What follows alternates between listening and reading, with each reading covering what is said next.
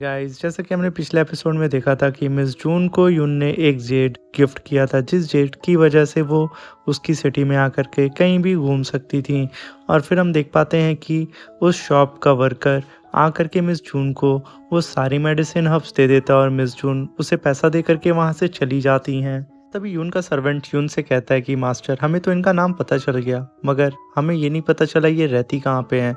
तभी यून कहता है वो भी पता चल जाएगा। और तभी यून के पास डॉक्टर जाओ आकर के बोलते हैं कि यून, मुझे नहीं पता था कि आप यून फैमिली के यंग मास्टर हैं और मुझे माफ़ कर दीजिए मेरी गलतियों के लिए। तभी यून का सर्वेंट बोलता है कि तुम्हारी वजह से आज मेरे यंग मास्टर की तबीयत बहुत ज़्यादा ख़राब हो गई थी और इसके बदले तुम्हें सज़ा मिलनी चाहिए थी, मगर खैर सर मास्टर अभी मेरे ठीक हैं तो हम तुम्हें जाने देंगे। तभी वो डॉक्टर जाओ बोलता है यून से, आप मेरे लिए एक हेल्प कर सकते हैं क्या? आप बता सकते हैं कि वो लड़की आखिर कहाँ रहती है, क्योंकि मैं उसे अपना डिसाइबल बनाना चाहता हूँ। ये सुन कर के यून का सर्वेंट बोलता है कि तुम इतने क्वालिफाई नहीं हो। और तभी यून कहता है कि वो ऑलरेडी इतनी ज़्यादा टैलेंटेड है कि वो तुम जैसे 4 लोगों को अपना डिसाइबल बना सकती है और तुम चाहते हो कि तुम उसके मास्टर बनो।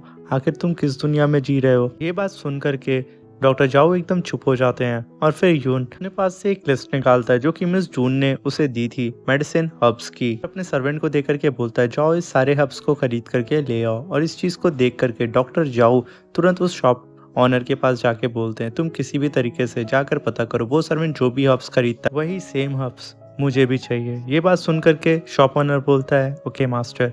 फिर डॉक्टर जाओ बोलते हैं और जा करके ये भी पता करो कि उस मेडिसिन को बनाने का तरीका क्या है। और फिर यहाँ पे सीन शिफ्ट होता हम देखते हैं कि मिस जून अपने पवेलियन में आ जाती है, मगर अपने रूम में जाने से पहले मिस जून एवल एम्परर मोयू के रूम में जा करके चेक करती हैं वो है या नहीं।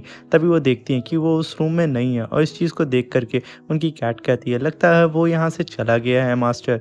तभी वो दोनों अपने रूम की ओर निकल जाती हैं। मिस जून के रूम के बाहर सुसु खड़ी होती है और मिस जून उसे कहती है जाकर के गर्म पानी तैयार करो, मुझे नहाना है। और फिर वो अपने रूम में बैठ करके कल्टीवेट करना स्टार्ट कर देती हैं।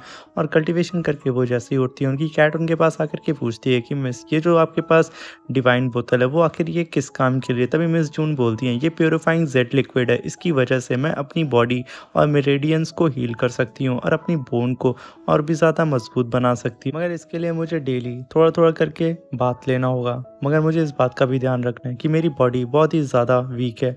और फिर यहाँ सीन शिफ्ट होता है हम देखते हैं कि मिस जून गर्म पानी के टब में बैठ करके उस जेड लिक्विड को डाल करके वो मज़े से वहाँ पे अपनी बॉडी को और अपने मेरिडियंस को हील कर रही होती हैं, जिसकी वजह से उनको काफ़ी ज़्यादा पेन हो रहा होता है क्योंकि उनकी बॉडी बहुत ज़्यादा वीक हो जाती है। और तभी उनकी कैट कहती है कि मिस आप ठीक तो हैं? तभी मिस बोलती है मुझे थोड़ा दर्द हो रहा है। तभी उनकी कैट उनकी ओर फूंक मार के उनको थोड़ा सा रिलैक्स फील कराती है और इस बात को देख करके मिस जून उसे थैंक यू बोलती हैं।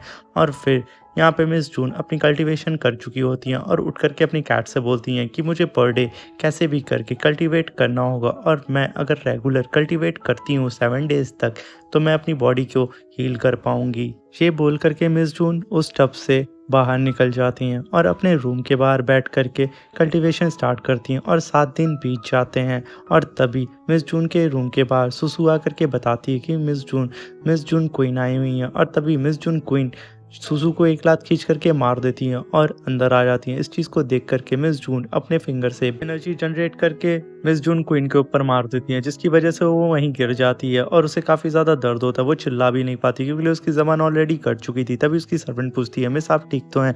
तभी मिस जून उसकी ओर देखती हैं। तभी उसकी सर्वेंट तुरंत अपने सारे सिपाहियों से कहती है जाकर इसके ऊपर अटैक कर दो। तभी मिस जून की कैट काफ़ी ज़्यादा गुस्सा आ जाती है और उन सारों के ऊपर एक साथ अटैक करके उन्हें घायल कर देती है और मिस जून क्वीन की सर्वेंट के मुंह पर खरोच मार देती है, जिसकी वजह से उसे काफ़ी ज़्यादा दर्द हो रहा होता है, जिसकी वजह से वो गुस्सा करके एक ड्रैगर बाहर निकालती है और मिस जून जुई के ऊपर अटैक करने के लिए चली जाती है। तभी मिस जून जुई अपने एक हाथ से उसे डॉज करके उसको खींच करके एक लात मारती है और ज़मीन पर गिरा देती हैं, जिसकी वजह से उसे काफ़ी दर्द होता है। इस चीज़ को देख करके मिस जून क्वीन डर जाती हैं और तभी मिस जून कहती हैं मैं तुम्हें इससे भी बदतर मौत दूंगी। और तभी मिस जून क्वीन की सर्वेंट उनके पास जा करके उनसे मांगती है और तभी सुसु आ जाती है और सुसु को देख करके मिस जून जुई बोलती हैं कि इस सर्वेंट को खींच करके एक पंच मारो। और वो जैसी ऑर्डर मिस का सुनती है वो खींच के एक पंच मार देती है और फिर मिस जून अपने फिंगर से फिर एक एनर्जी अटैक मिस जून क्वीन के ऊपर करती हैं और उसकी वजह से वो वहीं ज़मीन पे गिर जाती है। फिर मिस जून जुई मिस जून क्वीन के पास जा कर के कहती हैं कि तुमने कहा था ना कि तुम मुझे बहुत बुरी मौत दोगी और देखो यहाँ पे वक्त बदल चुका है, तुम ज़मीन पे हो और मैं यहाँ पे हूँ, और मैं जानती हूँ कि तुम यहाँ पे आई हो उस जहर का एंटीडोट लेने के लिए, मगर भूल जाओ कि वो एंटीडोट मैं तुम्हें दूंगी। और जाकर के अपने फादर को बता देना कि मैं तुम्हें नहीं छोड़ूंगी, और ना तुम्हें ना तुम्हारे फादर को, मैं तुम दोनों को मार दूंगी। और उसका गला कस के दबा रही होती हैं और कहती हैं कि तुमने मुझे बहुत टॉर्चर किया है ना तुम मुझे मरने देती थी ना ही जीने देती थी। मैं पल पल सोचती थी कि मैं मर जाऊं, मगर तुम मुझे और भी ज़्यादा टॉर्चर करती थी।